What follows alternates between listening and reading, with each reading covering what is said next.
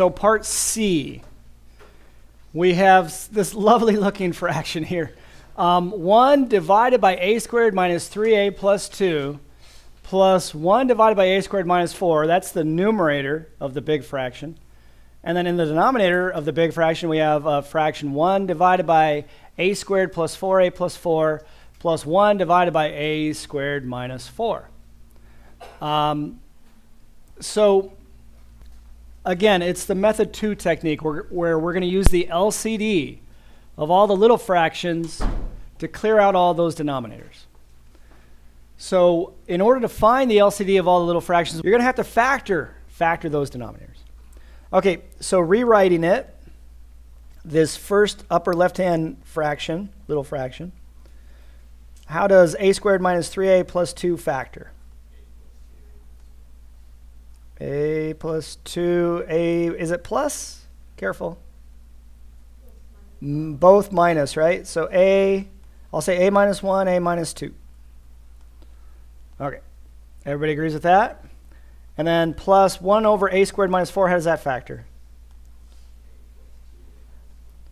Okay, so a plus 2, a minus 2, right? Difference of 2 squares. And then down here, okay, 1 divided by a squared plus 4a plus 4.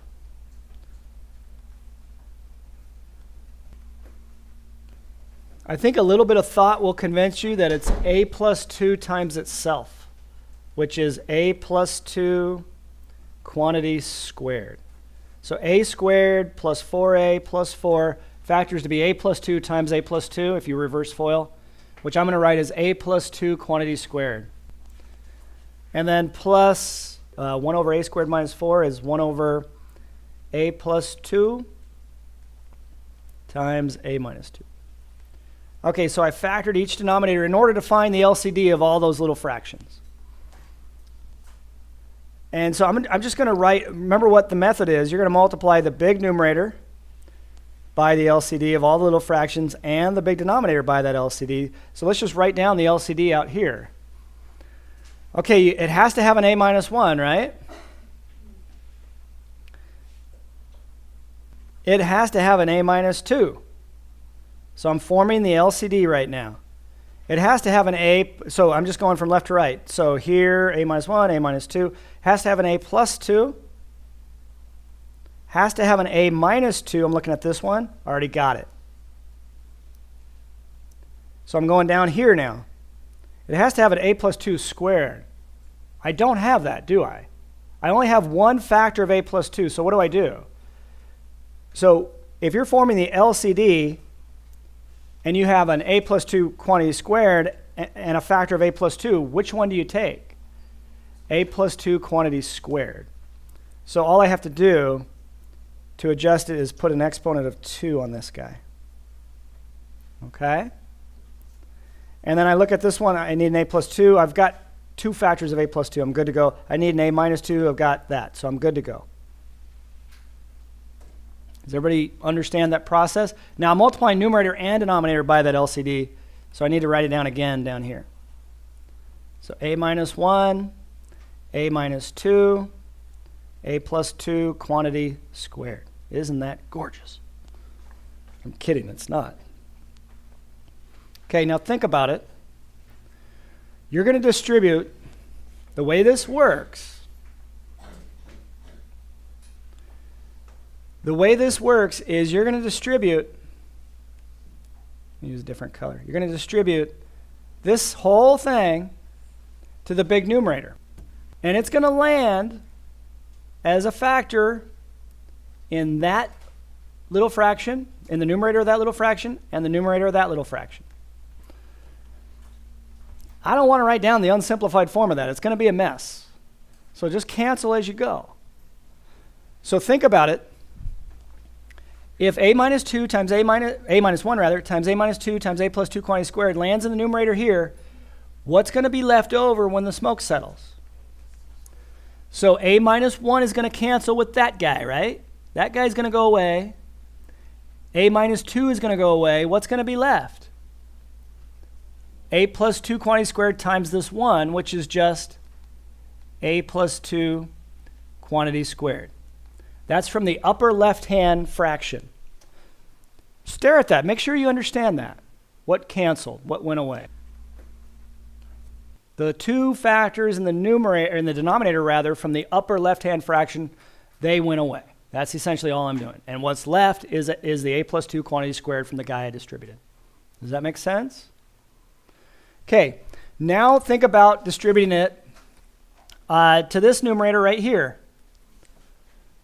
It's the a plus 2 and the a minus 2 that's going to go away. You're going to have whatever's left times 1.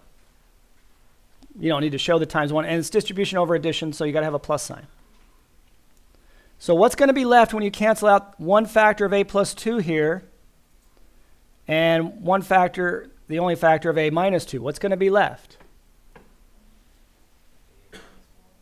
A factor of a minus 1 times a factor of a plus 2. All right, stare at that. Does that make sense to you? Okay, let's do the denominator.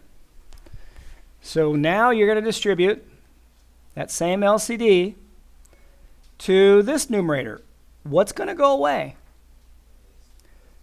The a plus 2 quantity squared. So just write down from this guy, write it down, except don't write down the a plus 2 quantity squared because that's going to cancel. So then what's left? A minus 1, a minus 2. Does that make sense? And now you're going to distribute it to this numerator right here. And the a plus, one factor of a plus 2 will go away, and one factor of a minus 2 will go away. So if one factor of a plus 2 goes away, you're still going to have a plus 2 left, right? By the way, you're distributing over addition, so you have a plus sign there. And what's going to be left then? If the a minus 2 goes away and one factor of a plus 2 goes away, what's left? A minus 1 times a plus 2.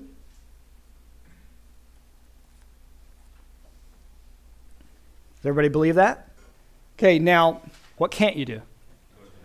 You can't go to the dark side. You could, but it wouldn't be right.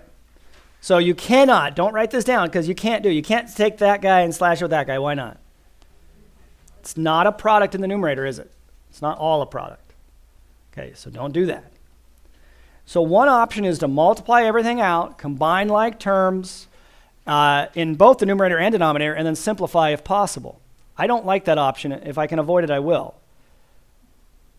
Because, I mean, I'd have to square out the a plus 2.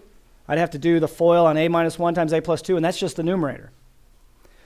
So is there another, maybe more clever option?